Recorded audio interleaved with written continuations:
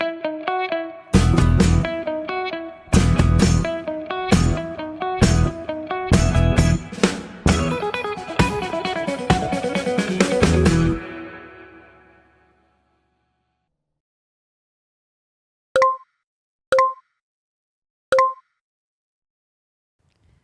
ప్రార్థన అనే కార్యక్రమానికి ప్రియ తల్లులందరికీ స్వాగతం. ప్రియులారా, 20వ దినం దేవుని వాగ్దానాన్ని మనము ధ్యానిస్తున్నాం. దేవుడు మన బిడ్డలని ఏ విధంగా హెచ్చించబోతున్నాడో, దీవించబోతున్నాడో ఆ అంశాన్ని ఈరోజు మనం ధ్యానిస్తున్నాం. థింక్ బిగ్ అంటారు. అంటే మన ఆలోచన ఏంటో ఆ ఆలోచనే మనని నడిపిస్తూ ఉంటుంది. ఎక్కడైనా ఒక మంచి ఇల్లు చూస్తే ఇట్లాంటి ఒక మంచి ఇల్లు కట్టుకోవాలి అని అనిపిస్తుంది. లేక ఏదైనా మంచి భోజనము తిన్నామనుకోండి, ఇలాంటి భోజనం మంచిగా వండుకోవాలి అని అనిపిస్తుంది. పిల్లరా, మనం ఏది చూస్తామో, ఏదైనా ఒక మంచి చీర కానీ బట్టలు కానీ ఏవైనా చూస్తే అది మన కంటికి కనిపిస్తే, మన కంటికి నచ్చితే, అది మనకు కూడా ఉంటే బాగుంది అని అనిపిస్తూ ఉంటుంది. ఎందుకంటే మనము చూసినప్పుడు అది మనకు నచ్చితే అది మనకు ఉంటే బాగుండు అని అనిపిస్తుంది. పిల్లరా, వాక్యం ఏం పలుకుతుందంటే, ఒక మనిషి ఆలోచన ఏమిటో ఆ ఆలోచననే మనిషిని నడిపిస్తూ ఉంటుంది. అయితే ఈరోజు మన బిడ్డల గురించి మన ఆలోచన ఏంటి? మన బిడ్డల గురించి మనం చిన్నగా ఆలోచిస్తున్నామా? మనం ఏం ఆలోచిస్తున్నాం? ఎందుకంటే మన ఆలోచన ఎప్పుడూ మన పరిస్థితులను బట్టే ఉంటుంది. అంటే మనకున్న డబ్బు, మనకున్న చదువు, మన లిమిటేషన్స్, మన పరిమితులు, ఇవన్నీ బట్టి మన బిడ్డల గురించి మనం చిన్నగా అనుకుంటాం. ఒకరోజు ఒక సహోదరి చెప్తుంది, అక్క నాకు ఒకే కూతురు, కానీ నాకేం లేదక్క, ఎవరో నా బిడ్డను కొంచెం పోషించుకోవడానికి ఎవరో ఒకరు దొరికితే చాలక్క, పెళ్ళైపోయిందంటే నాకు బాధ్యత తీరిపోతుంది, ప్రార్థన చేయండి అక్క అని ఆ సహోదరి చెప్పింది. పిల్లరా, ఆమె దేవునిలో నడుస్తున్న ఒక స్త్రీ, దేవుని యందు విశ్వాసం ఉన్న ఒక స్త్రీ. ఆమె ఆశ ఏంటంటే ఏదో ఒక చిన్న సంబంధం, అంటే ఏదో ఒక చిన్న ఉద్యోగం చేసుకొని నా బిడ్డని, ఆమె అన్న మాట ఏంటో తెలుసా, నా బిడ్డకి కొంచెం కట్టుకోవడానికి బట్ట, ఆకలిగా ఉండకుండా కొంచెం తిండి పెట్టి మంచిగా చూసుకుంటే చాలక్క, అంతకన్నా పెద్ద ఆశలు ఏమి లేవక్క, నాకు పెళ్లి చేసేయాలక్క అని చెప్పింది. పిల్లరా, ఒక సంవత్సరం అయిపోయింది. ఒకరోజు నాకు కనిపించింది ఆమె చర్చిలో సంతోషంగా వచ్చి నన్ను హత్తుకొని, అక్క దేవుడు గొప్ప కార్యం చేశాడక్క అనింది. ఏమ్మా అంటే ఆమె ఏం చెప్తుందంటే, అక్క నా కూతురికి పెళ్ళైపోయిందక్క అనింది. అవునా అని వివరాలు అడుగుతున్నప్పుడు ఆమె ఏం చెప్పిందంటే, మేము ఒక వివాహానికి వెళ్ళామక్క, ఒక పెళ్ళికి వెళ్ళాము.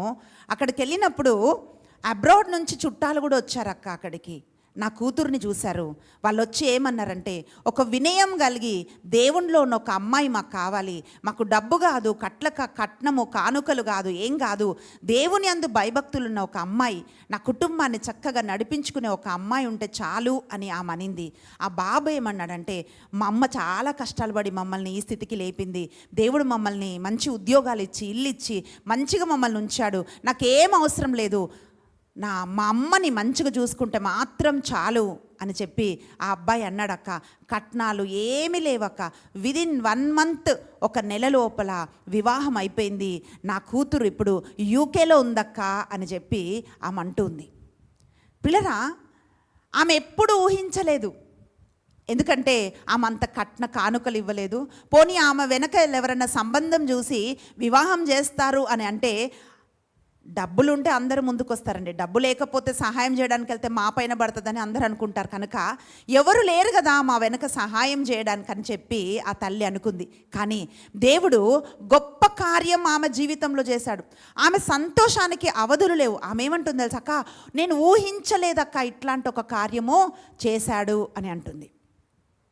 మా టీంలో ఇంకొక సహోదరి కూడా ఉంది. ఆమె జపమాలు చెప్తూ ఉంటుంది.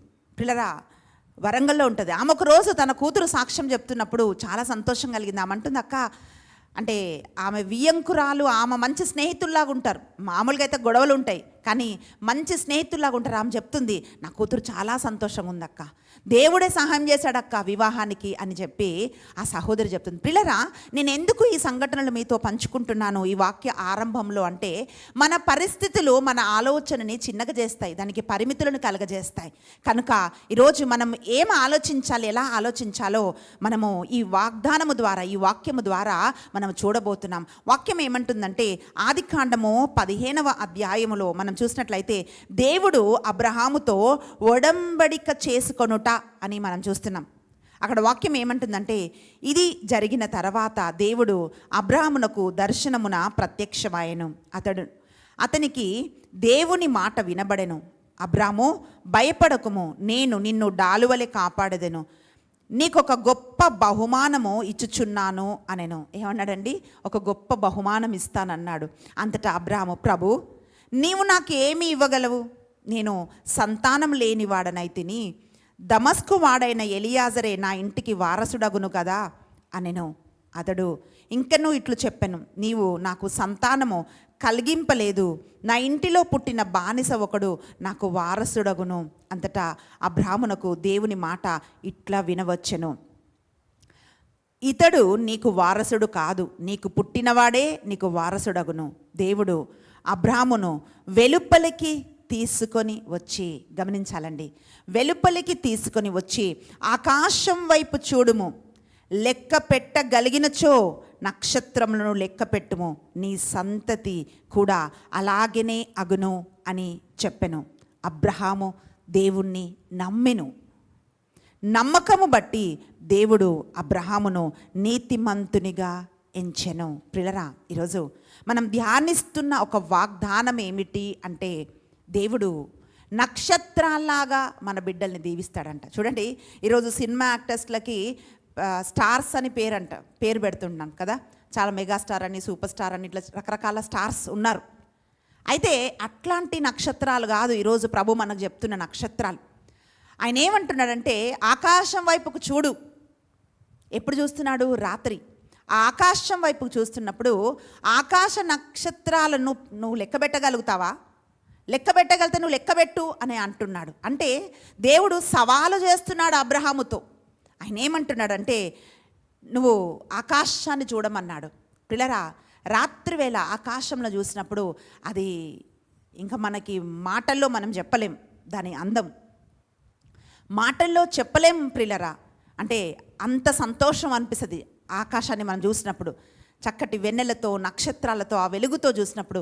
అయితే ప్రభు ఏమంటున్నాడంటే, ఇదిగో ఆకాశం వైపుకు నువ్వు చూడుము, ఆ నక్షత్రాలను నువ్వు లెక్క పెట్టగలుగుతావేమో, నువ్వు లెక్క పెట్టుము అని అంటున్నాడు. పిల్లరా, ఇది ఒక నంబర్స్ అంటే ఒక సంఖ్యకు సంబంధించింది కాదు. అంటే నువ్వు లెక్క పెట్టగలుగుతావా అంటే లెక్క కాదు. ఇక్కడ దేవుడు అబ్రహాంతో ఏం చెప్తున్నాడంటే, నీ ఆలోచన చాలా చిన్నగా ఉందయ్యా, బట్ నా ఆలోచన ఉన్నతంగా ఉంది.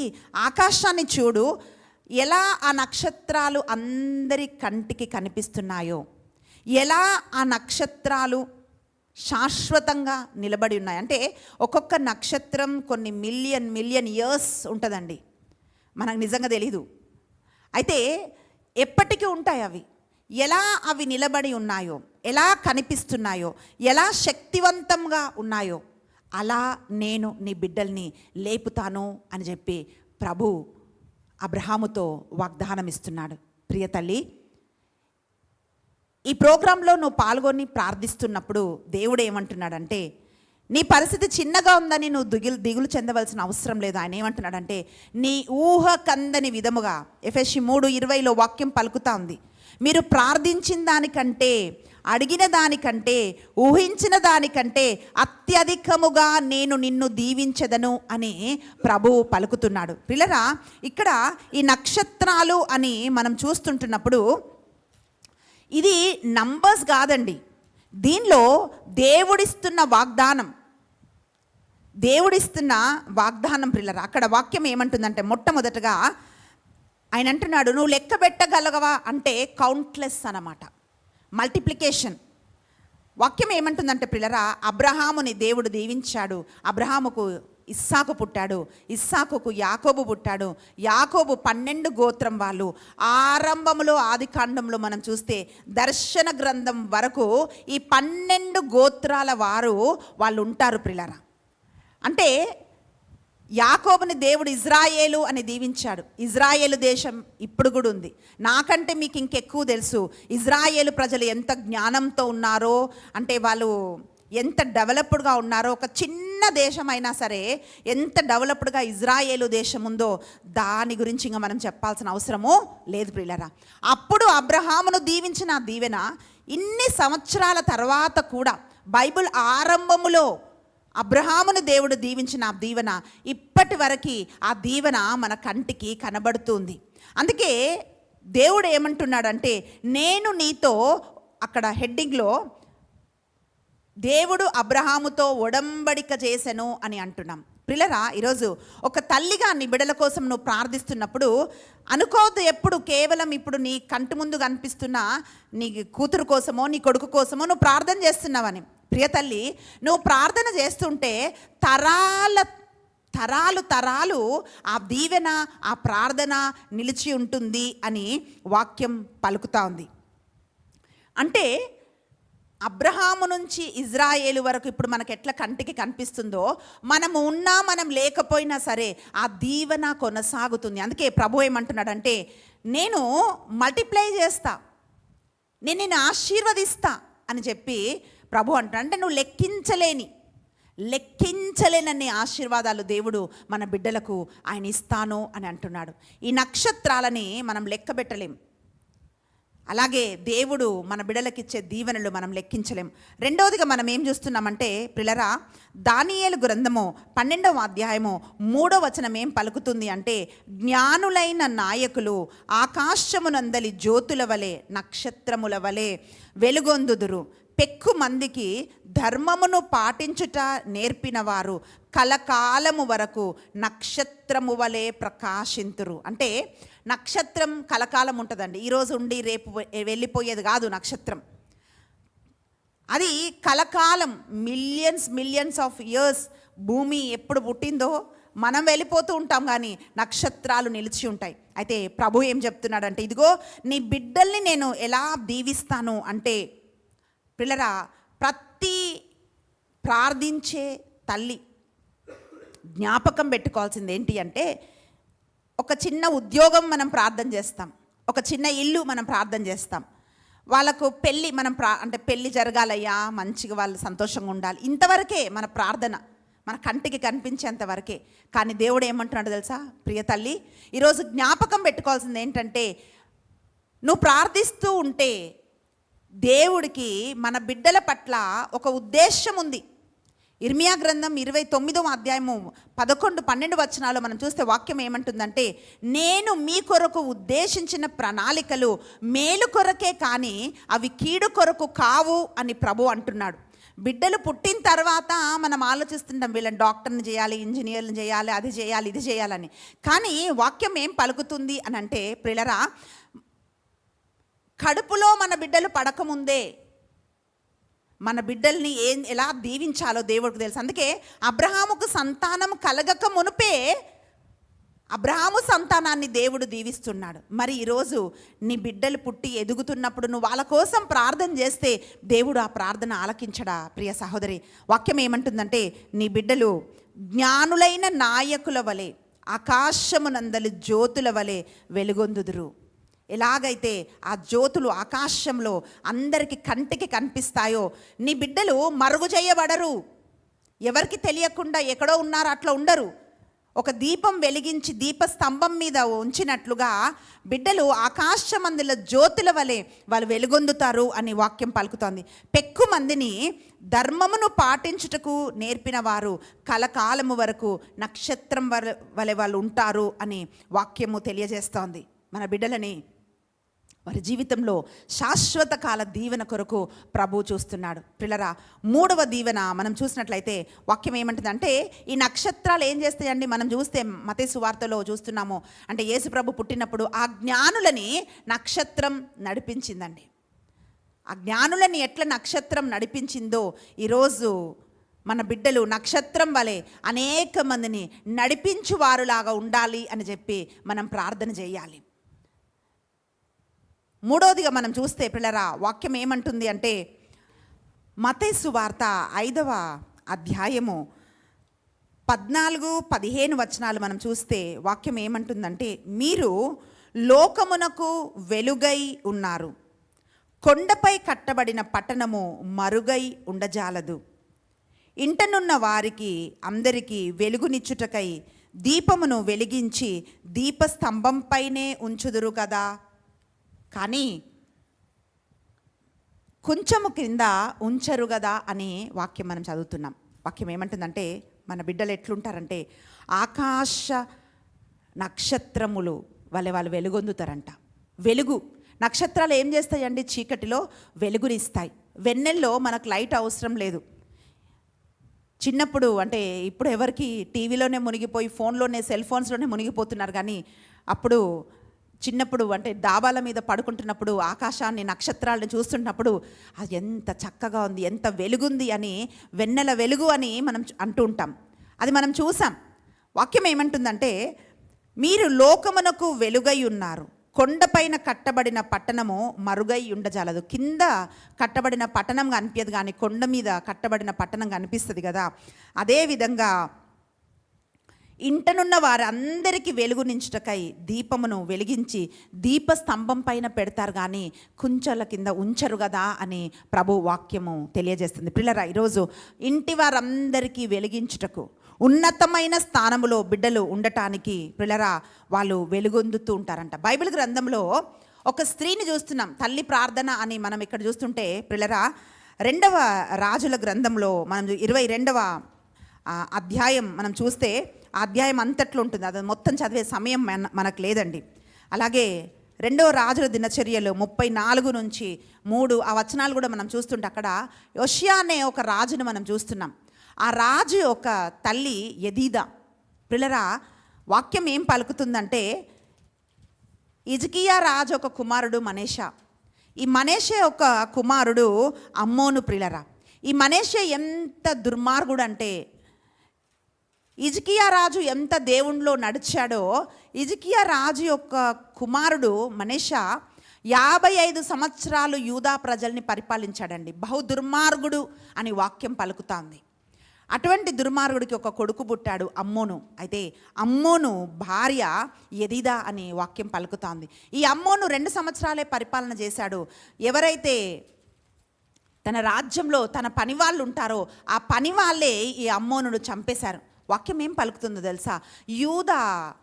యూదులందరూ అంటే యూదా ప్రజలు, యూదా గోత్రం వారు, దేవుని బిడ్డలు అందరూ కూడా పిల్లరా భయంకరమైన చీకటిలో ఉన్నారు. ఎందుకంటే 55 సంవత్సరాలు మనిషి పరిపాలన చేశాడు యూదా ప్రజలని. దాని తర్వాత 2 సంవత్సరాలు అమ్మోను పరిపాలన చేసినప్పుడు దైవ భీతి లేక, దైవ వాక్కు లేక, భయంకరమైన చీకటి అంటే రకరకాల పరిస్థితులలో ఆ దేశం అంతా నిండిపోయినప్పుడు 8 సంవత్సరాల యోషియా పిల్లరా రాజులాగా నిలబడ్డాడు. ఆ చీకటిలో ఉన్న యూదా ప్రజలకి వెలుగులాగా, ఒక దీపములాగా వెలిగించబడ్డాడు. దానికి కారణం ఏంటి అంటే యెదీదా. 8 సంవత్సరాల ఒక అబ్బాయి రాజసింహాసనం మీద కూర్చున్నాడంటే ఎవరు నడిపిస్తారండి? వాక్యం ఏమంటుందంటే 2వ రాజుల గ్రంథము 22వ అధ్యాయము 3-7 వచనాలు మొత్తం మనం చదివితే పిల్లరా, దావీదు వలె దేవుని హృదయానుసారుడై యోషియా నడిచాడు అని మనం చూస్తున్నాం.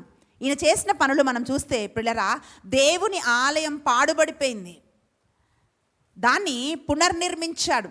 దేవుని వాక్కు లేదు. దేవుని వాక్కు ఆ పాడుబడిపోయిన ఆలయ శిథిలాలలో చిక్కుకుపోయింది. దేవుని వాక్కు ఆ రోజు, ఇప్పుడు మన అదృష్టం ఏంటంటే మన ఇంట్లో ఒక్కొక్కరికి బైబిల్ ఉంది. ఆ రోజు దేవుని ఆలయంలో మాత్రమే దేవుని వాక్కు ఉండేది. ధర్మశాస్త్ర బోధకులు, పరిసయ్యులు, యాజకులు వాళ్ళు మాత్రమే బోధిస్తూ ఉండేవాళ్ళు. పిల్లరా, మనం ఏం చూస్తున్నామంటే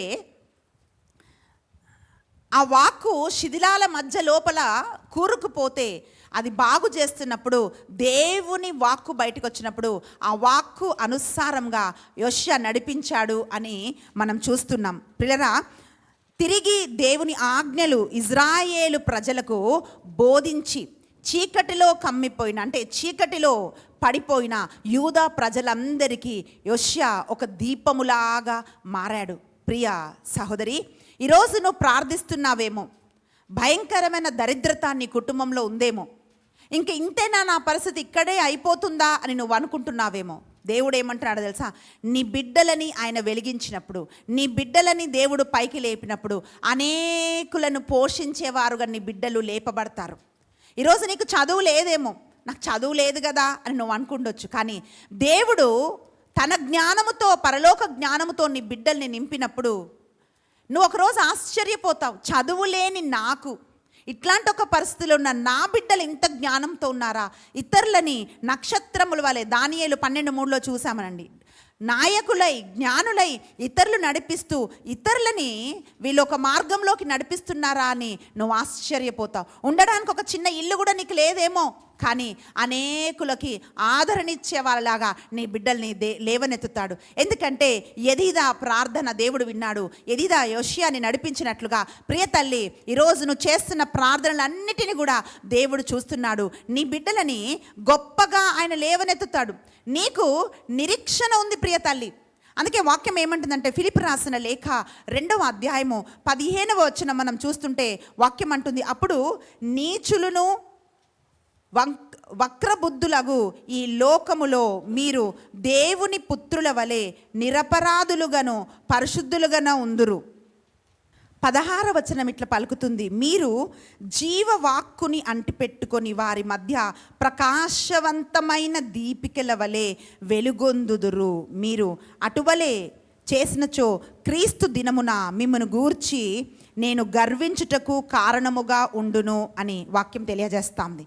ప్రభు ఏమంటున్నాడంటే, ఎలాంటి వారి మధ్యలో మన బిడ్డలు ఉంటారు అని అంటే, పిల్లరా వాక్యం తెలియజేస్తుంది, అప్పుడు నీచులను వక్రబుద్ధులు గల ఈ లోకములో మీరు దేవుని పుత్రుల వలె నిరాపరాధులుగా పరిశుద్ధులుగా జీవవాక్కును చేతబూని నక్షత్రముల వలె మీరు వెలుగునిస్తారంట. అంటే పిల్లరా వాక్యం ఏం పలుకుతుందంటే, భయంకరమైన చీకటిలో మనం ఉన్నాం.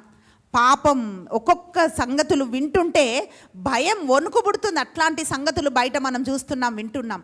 కానీ పాపం అనే చీకటిలో, భయం అనే చీకటిలో ప్రిలరా మన బిడ్డలు మగ్గిపోకుండా దేవుడు ఏమంటున్నాడంటే, ఇతరులకు వెలిగించే వాళ్ళలాగా మన బిడ్డలని దేవుడు లేపుతాడని ఆయన వాగ్దానం ఇస్తున్నాడు. ఆ వాగ్దానం ఎత్తిపట్టి మనం ప్రార్థన చేయాలి. ప్రభువా, ఆకాశ నక్షత్రము వలె నా బిడ్డలు వెలుగొందాలయ్యా అని చెప్పి మనం ప్రార్థన చేయాలి. వాక్యం అంటుంది పిల్లరా, వాళ్ళు ఈ లోకములో చీకటిలో కలిసిపోయే వాళ్ళు కాదు, ఆ చీకటిలో వెలిగించేవాళ్ళు. చూడండి, మొత్తం చీకటి ఉన్నప్పుడు ఒక చిన్న క్యాండిల్ వెలిగిస్తే, ఒక చిన్న దీపం వెలిగిస్తే ఆ చీకటినంతా ఎట్లా పారద్రోలుతుందో, ఇప్పటి వరకు నీ కుటుంబంలో ఏ ఆశీర్వాదం లేదని నువ్వు అనుకుంటున్నావో ప్రియ బిడ్డ, ఆ ఆశీర్వాదం తీసుకొచ్చేవారిగా నీ బిడ్డలు ఉంటారు. అదే దేవుడు ఇస్తున్న వాగ్దానం, అదే మన నిరీక్షణ.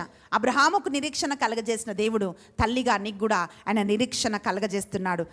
4వదిగా యోబు గ్రంథము 38వ అధ్యాయము 7వ వచనం మనం చూసినట్లయితే వాక్యం ఏమంటుందంటే, ఉదయ నక్షత్రములు ఏకముగా కూడి పాడినప్పుడు దేవదూతలందరూ ఆనందించి జయధ్వనులు చేసినప్పుడు దాని మూలరాతిని వేసిన వాడను నేనే అని అంటున్నాడు. అంటే నక్షత్రాలను చూసినప్పుడు ఏం కలుగుతుందండి? ఆనందం కలుగుతుంది మనకు ప్రియులారా, సంతోషం కలుగుతుంది. నక్షత్రాలు చూసినప్పుడు అంటే ఒక్కొక్కటి యూనిక్గా ఉంటుంది, ఒక్కొక్కటి స్పెషల్గా వెలుగుతూ ఉంటుంది, లెక్కకు మించి ఉంటాయి. ఇంక దాని అందము వర్ణానీతం ప్రియులారా.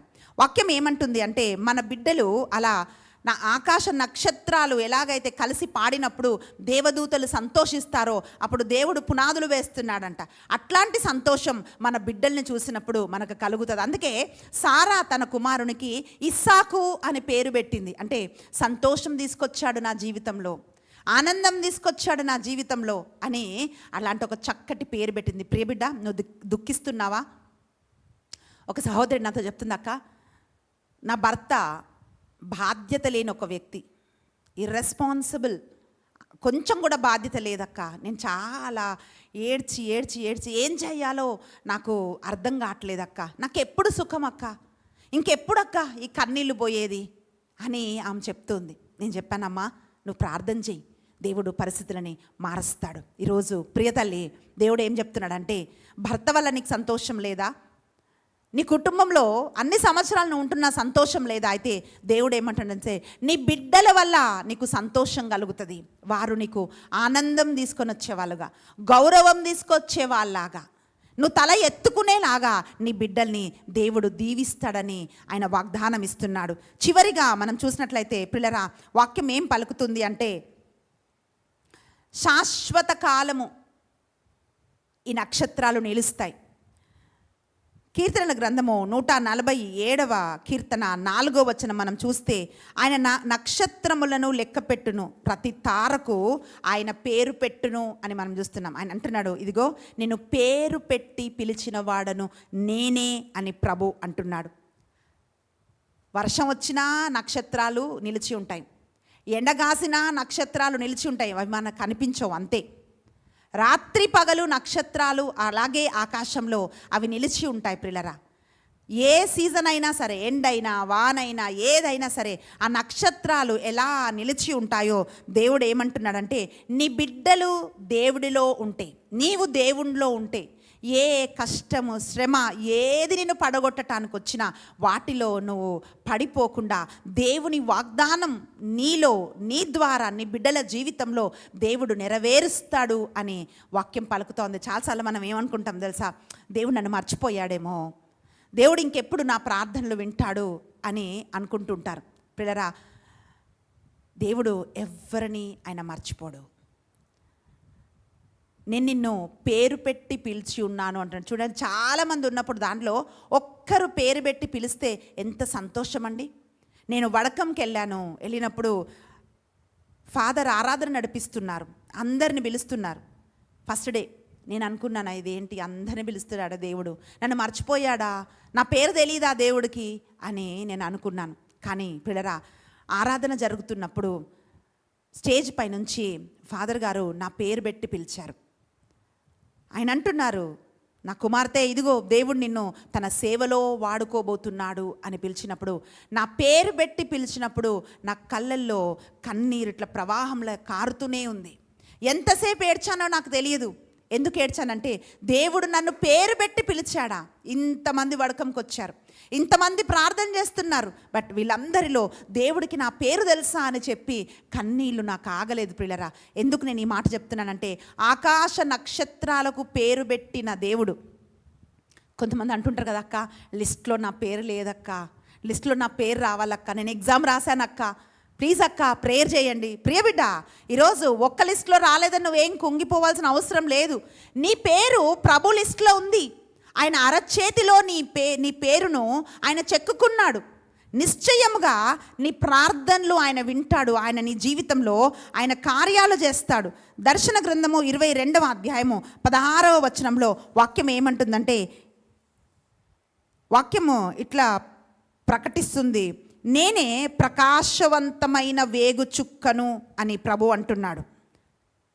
చీకటి లోకంలో ఆయన వేగు చుక్కై వచ్చాడు. ప్రకాశవంతమైన వేగు చుక్కను నేను, మార్నింగ్ స్టార్ అంటున్నాం మనం.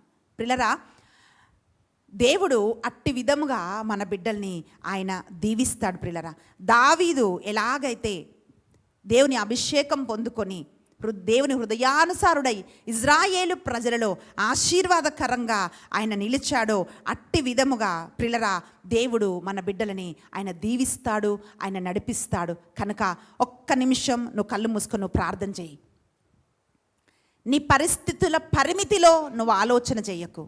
నీ డబ్బు, నీ చదువు, నీ స్థితి, నేనేం చేయలేను నా బిడ్డలకు అని నువ్వు అనుకోవచ్చు. నీ దేవుడు ఏదైనా చేయగలుగుతాడని నువ్వు నమ్మాలి. వాక్యం అంటుంది, అబ్రహాము దేవుణ్ణి నమ్మెను, అది అతనికి నీతిగా ఎంచబడెను.